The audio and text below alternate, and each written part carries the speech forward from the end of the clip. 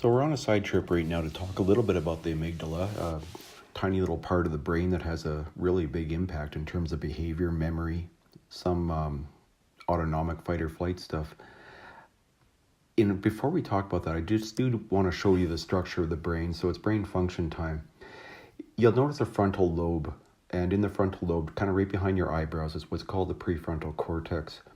It's kind of the home of everybody's executive functioning. And sorry, you've heard that word or that term certainly a lot in psychoeducational assessments. And it doesn't mean executive like sitting in the corner of an office and making a ton of money or something like that. It really means our ability to execute or have control of our actions. It's sort of the stop and think before acting stuff. It's our rational area of our brain, and there's a whole bunch of biological functions that live there. It's your ability to identify goals, make plans to achieve them, maintain focus on them while you execute strategies. Keep your proverbial nose to the grindstone until the job is done. And these are all mediated by the frontmost portions of your brain.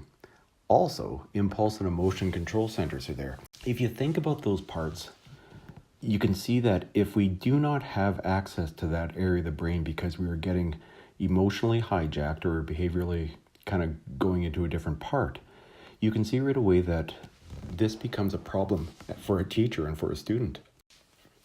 They can't identify goals, they can't continue working, they cannot execute the strategies you give them, they have very limited control of their impulsivity, and their emotional control is dysregulated.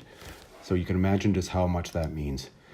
When a hijack happens, the amygdala, first of all, is sort of the neurobiological source of our negative emotions. It's highly linked to a range of brain systems associated with survival, and is thought to have evolved in primitive brains to keep organisms away from things that were potentially deadly. So we look back on this, we think about